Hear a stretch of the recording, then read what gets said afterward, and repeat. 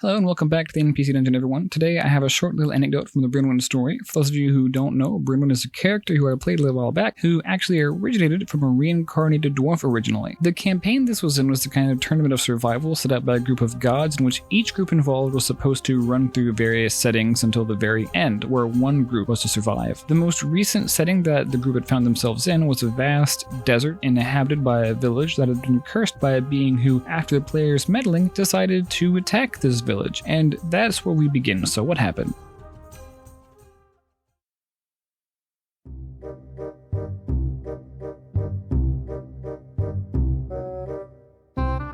After asking around, the group found out that apparently there was someone not too far from the outskirts of the city who was able to help, so they set off toward what ended up being an oasis of sorts. This place was surrounded by trees, which should have set off some red flags, a bunch of trees, a veritable forest of trees in the desert, but it wasn't until they attacked the party then did they realize something was up. It looked as though they were trying to protect something, so Brynwyn did the only rational thing and dunked her head underwater. The first thing she noticed was that this oasis was a lot deeper than what she had initially thought, and a giant monster waited in the depths. She could see it by its bright glowing eyes and even hear some low-pitched grumbling from far below. It wasn't long before it emerged, sent the trees off, and agreed to help. Apparently it had some friends that lived in the city. Oh, and apparently it had a lot of other friends like it living down below as well, so that's really useful. By the time they returned, there had been no attack, so the party decided to take the fight to them. They sent some scouts out, found the castle, and camped out on a nearby hill. The armies were gathered and the battle was about to commence, but the group was not going to be in the actual battle itself. They were to sneak around, and Brynwyn was usually pretty stealthy. She was ready to go, but she failed this check with a 1, got left behind, and proceeded to roll down the hill right in front of everyone. She got caught up in the middle of the battle, but that was fine. While everyone else at the castle, Brynwyn found one of those giant monsters they had recruited earlier, hopped on its back, and rode it to the castle in the middle of the battle, taking out as many opponents as she could in style. It ran away as soon as they got there, though. I guess it had more pressing concerns to attend, so there was that. But either way, they got inside and found their way to the evil, nefarious man behind it all. It suddenly struck Brynwyn that they needed that stone. She ran off again, which apparently was her habit at this point, found it, and smashed it. Their opponent's power had vanished, and they brought him back for the village to judge him. Apparently he was previously in these games himself, and his group left him behind, but something told the party that the village wouldn't care too much about that. They had one more trial, and only one more group aside from them was left, but I'll save that final encounter for later. This one ended up being kind of short, but again, believe me, I still have plenty more to talk about regarding the Brynwyn story, so be on the lookout for that. Also, come back next week where I'll talk a little bit about DM or GM fatigue. It happens to all of us and it's no fun, so what do I do to combat it? I'll also talk a little bit about a character that I once played, more specifically their backstory, so until then, let's learn something.